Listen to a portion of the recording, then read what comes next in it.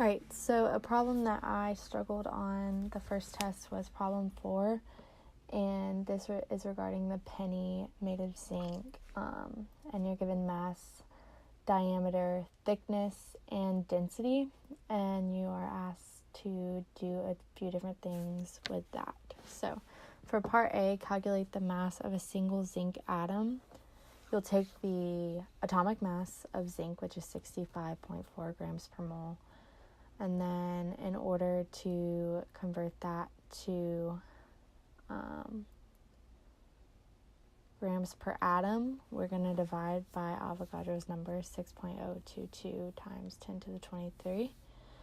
And then in order to get that to kilograms, we will divide out by 1,000.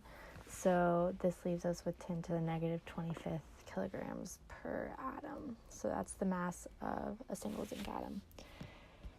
And then the next question is, in the cubic lattice of our ball and spring model, determine the diameter of a zinc atom.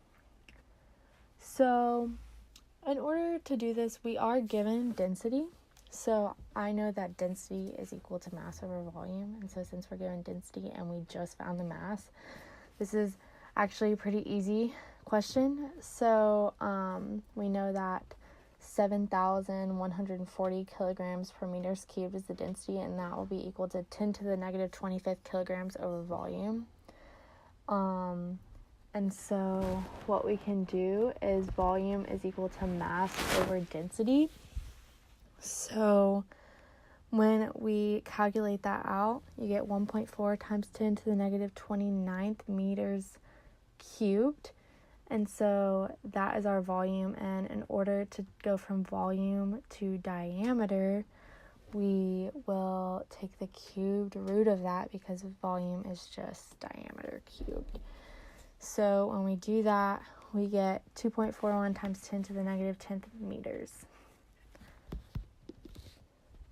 So the next question is asking us to determine the stiffness of the bond between the two zinc atoms.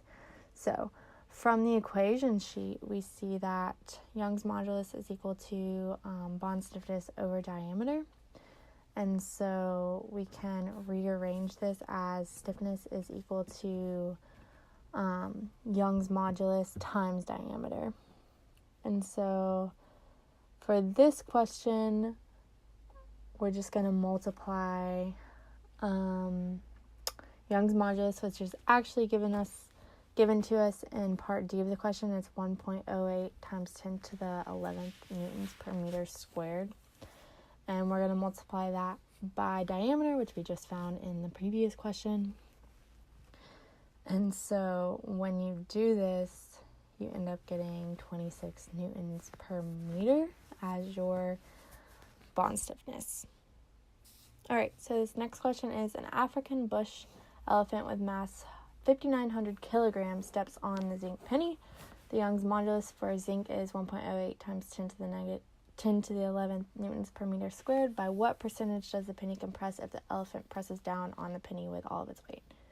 So we know, once again, the formula for Young's modulus. This is force over area over percentage of compression, which is change in length over length. So we are looking for change in length over length. So we want to rearrange this Young's modulus equation to give us change in length over length is equal to force over area over Young's modulus. So we know our force is going to be the mass of the elephant times the gravitational force. So it's 5,900 times 9.81. And we know area is going to be pi r squared. And so, but we only have diameter here, so we need to make sure we half that. So we can rewrite area as pi over 4 times 1.905 times 10 to the negative 2 meters squared. And that's just diameter squared. And then we have force over area now, and then all of this over Young's modulus, which is given. And so this will give us percent compression, and so it's 0.00188, which means it compresses by 0.188%. The next question is pretty easy. 10 pennies are stacked on top of each other face to face, and the elephant steps on the stack. By what percentage does the stack of pennies compress if the elephant presses down on them with all of his weight? So we already know the Young's modulus, and this is a property that's intrinsic to the material, so it will not change despite any change in area or any change in the amount. It will always be the same for zinc, so as long as all the pennies are zinc, the percentage compressed just won't change. So